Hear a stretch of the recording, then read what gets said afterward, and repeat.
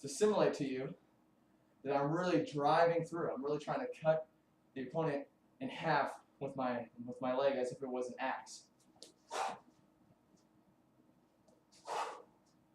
I'll slow it down for you. Open the hip, go through. I'm not hitting here. If my opponent was right in front of me, I'm not going to imagine that as my target. Say I'm kicking with my right leg, the back leg, even though my opponent's here, I'm going to imagine my leg ending up here. Okay? You want to imagine it going through the target.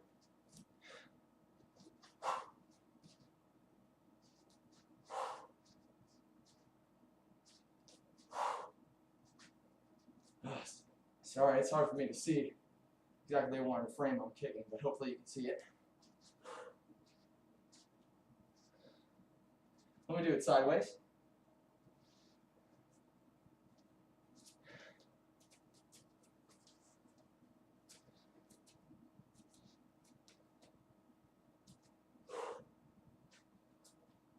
Nice and controlled. I'm still doing the half sweep, okay? I'm still going halfway. I'm coming back down into a front stance. That's what we're going to do for level 1 to build up your coordination.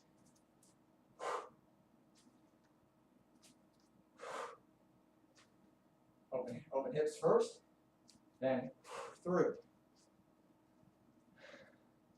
Striking surface to the shin. If you want to pop, use the top of the foot. And again, you can do it for the front leg. No problem. The foot and back, just like the arm broom, is going to step forward, but with an open foot.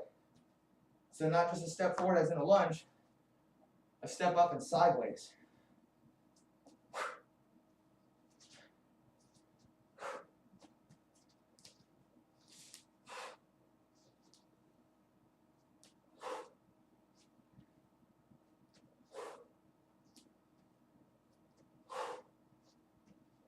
Okay, let me demonstrate that for you sideways. Back leg comes up, but sideways. Foot pointed out to the side.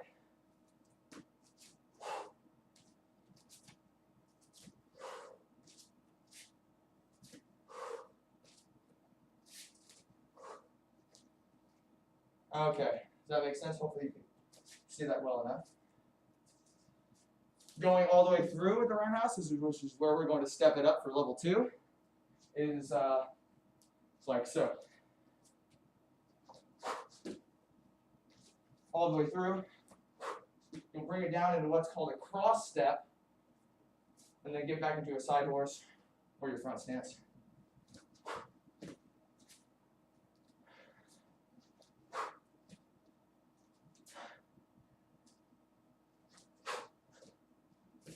Do it sideways.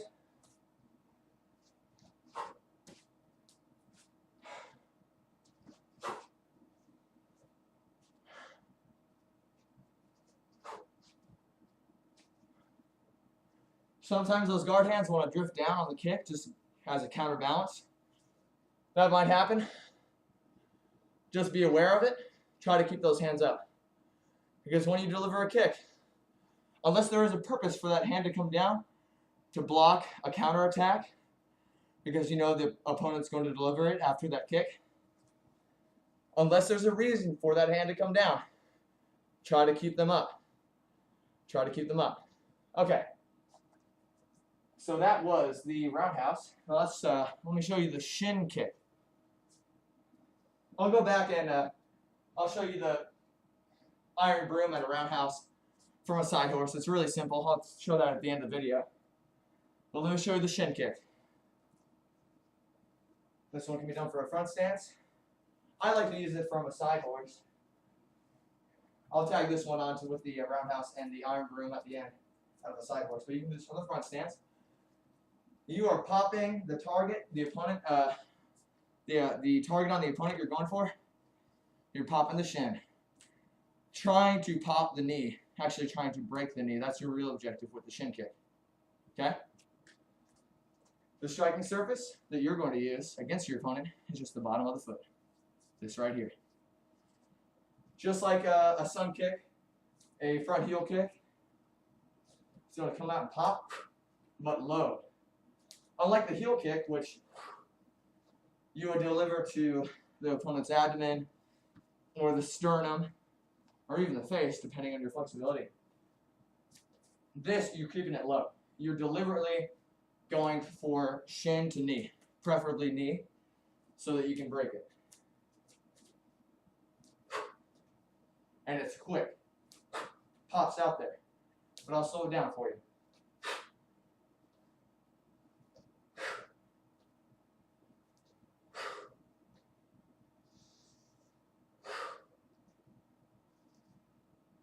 Let me do it sideways to give you a better angle.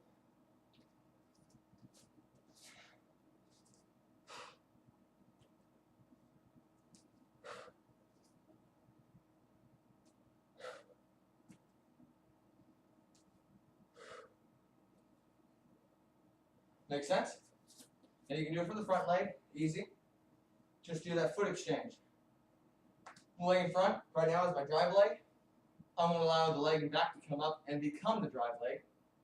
Just steps up. And the front leg shoots out. Try to make it instantaneous. There might be some lag time in between the step and the delivery of the kick. And that's okay, but as you keep practicing, it'll become, synchronous. It'll happen one and the same time.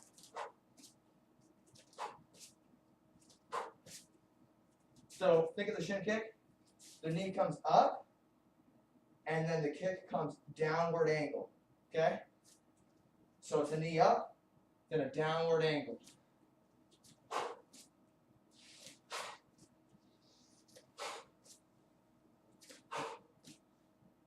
Because that's how you want to deliver the force. To break the knee. Knee comes up, down on that knee. And although it can be executed from the front stance, like I said, I like to use it from a side horse. And once again, I'll show that at the end of the video. But let's go ahead and move on to the knee. Great. We're actually, I kind of just showed this. How to deliver a knee strike. And there are actually two ways that you can grasp your opponent. For the knee strike, of course, the striking surface is this right here. There are two ways to grasp your opponent to deliver a knee. And a knee can be delivered to the abdomen, to the chest, to the face.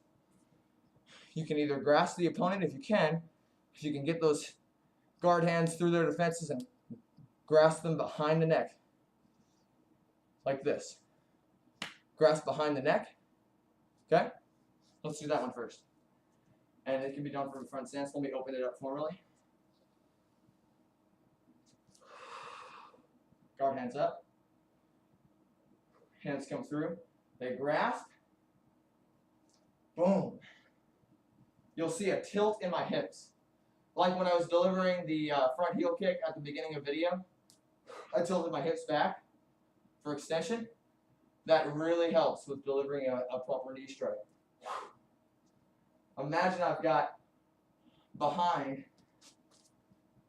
the neck of the opponent, I'm pretty much able to control his or her head. And I want to guide it to my knee as I deliver the strike.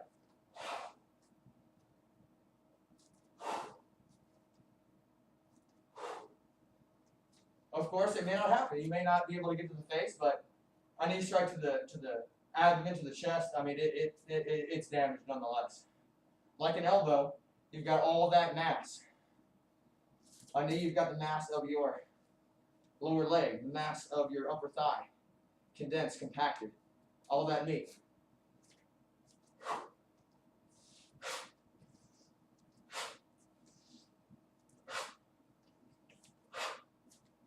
You can do it from the front leg. Go ahead and switch stance. I might give you a better angle. Or excuse me, front leg. So, just like the sun kick, just like the heel kick, I'm going to step over that back foot and deliver a front knee.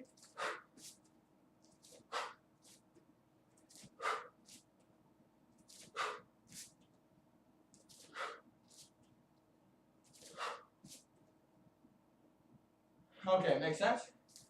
Now, the other way that you can apply the knee strike